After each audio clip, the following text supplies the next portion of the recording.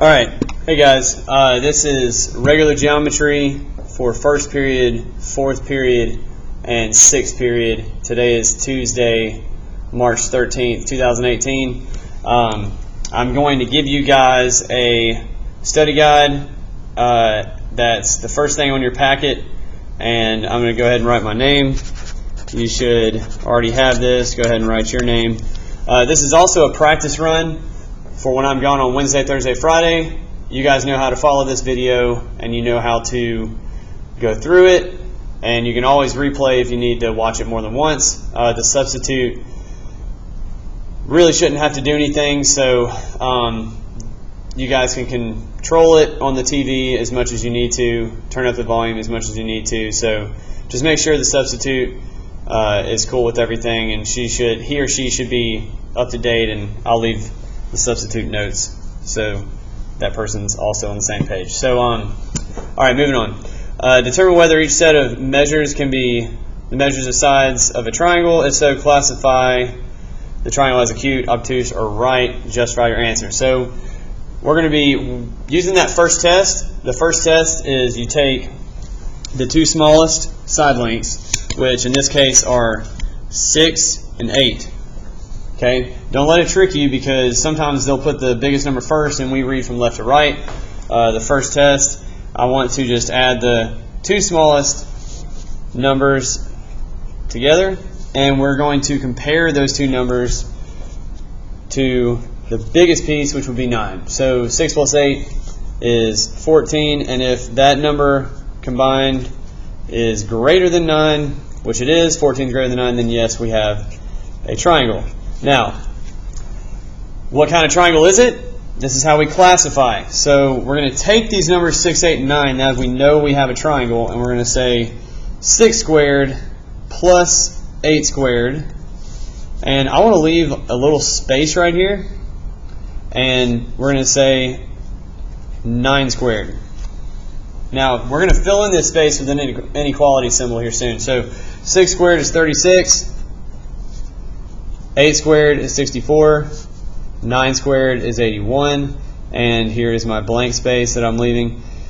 36 plus 64 is 100, and my blank space, comparing it to 81. So using inequalities, 81 is less than 100.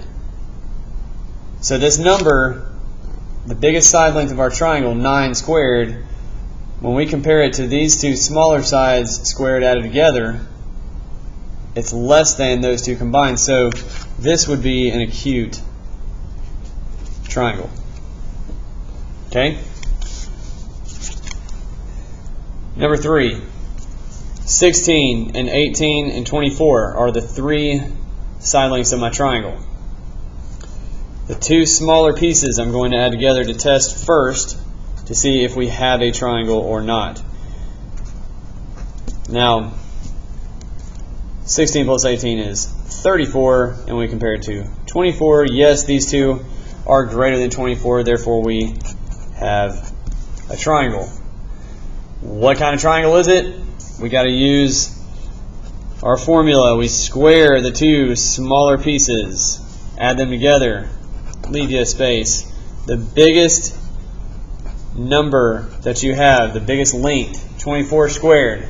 Now I'm going to check my calculator just to be safe. We got 16 times 16, I believe, is 256. It is. And 18 times 18, 324, I believe. Typed it in wrong. 18 times 18, 324. And 24 squared is going to be a big number. 576. Okay? I'm going to compare 576 to these two numbers added together. 324 plus 256. I've got 580. So 580 is greater than 576, or you could say 576 is less than 580. Either way, because this number squared is less than these two numbers squared combined, we have an acute triangle. Number 5. Show work to find the value of each variable. Now, I've got 3 side lengths available. We only know 2 of them. And we don't have to use those little shortcut tricks that we did in section 3. We can just use, yes, ladies and gentlemen, the Pythagorean theorem.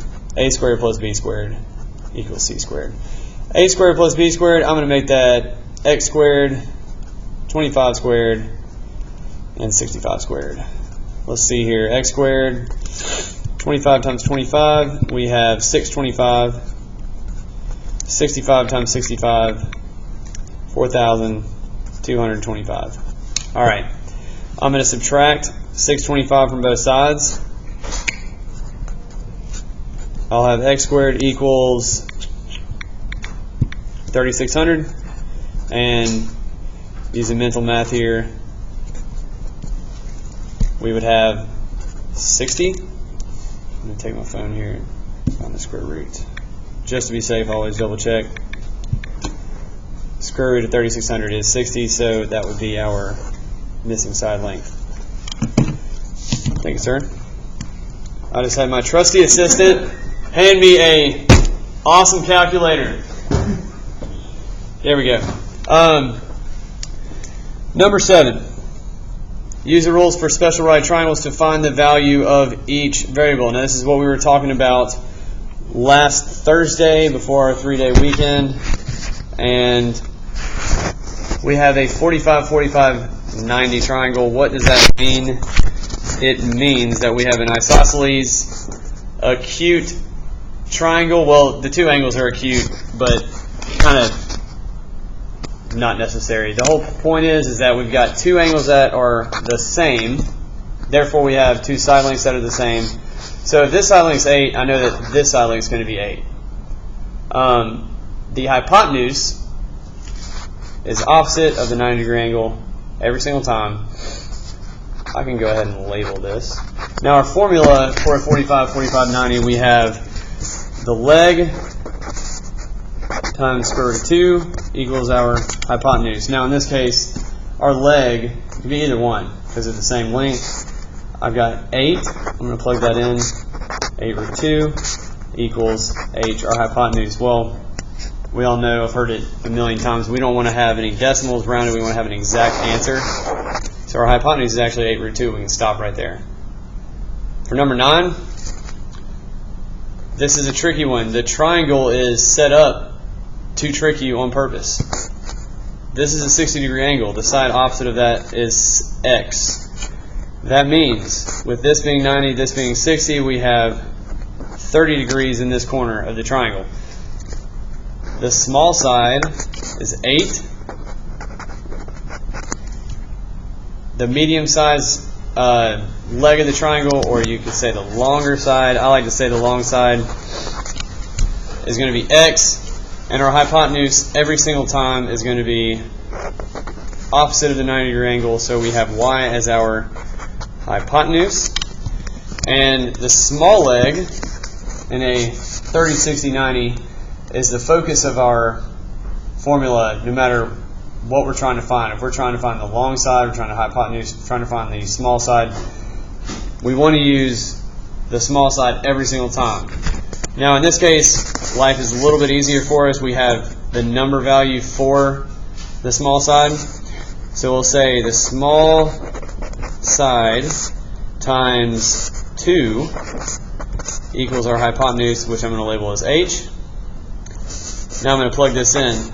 8 times 2 gives us our hypotenuse, which is 16. As for the long side, I'm going to take my formula, which is the small side times the square root of 3, to equal L, in this case the long side.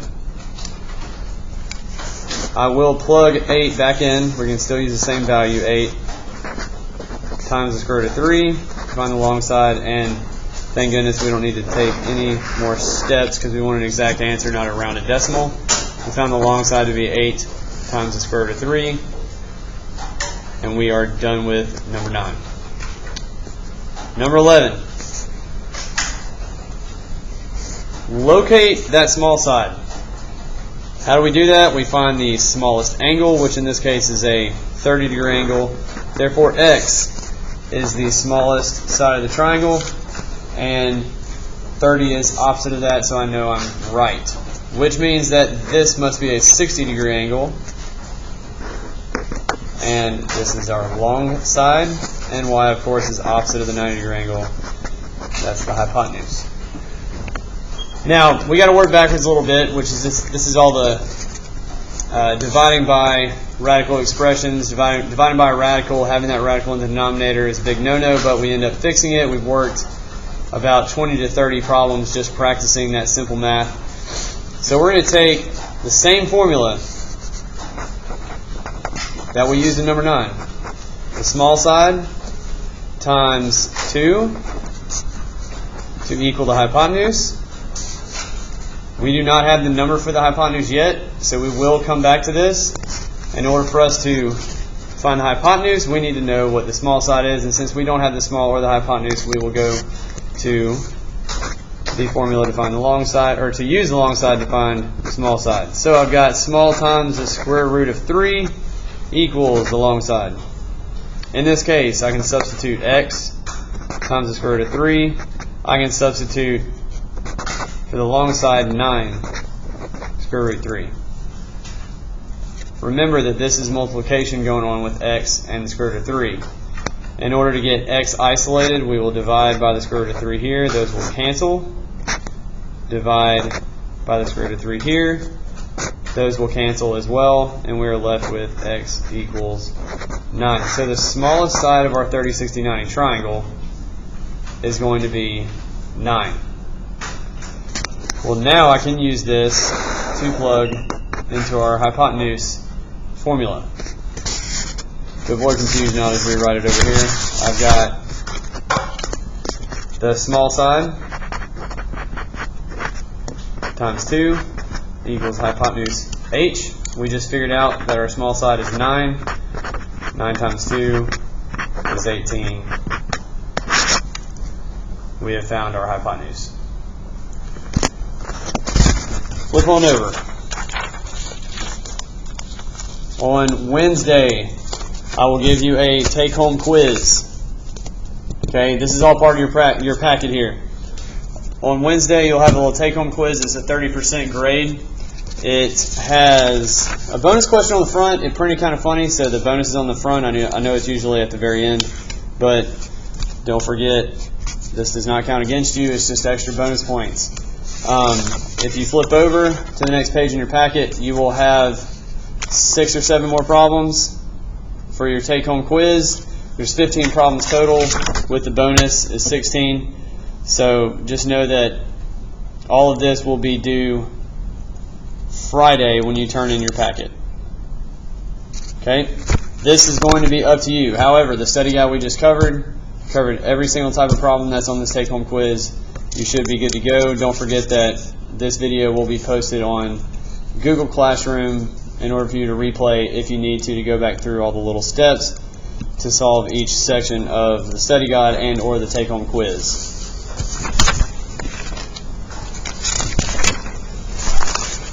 The next video will be for Thursday, March 15th, 2018. When you walk in, please make sure that we locate the video on the desktop on the Sharp board. Double click it, it should start playing. If there's any troubles, you can always ask me or the substitute to help you out.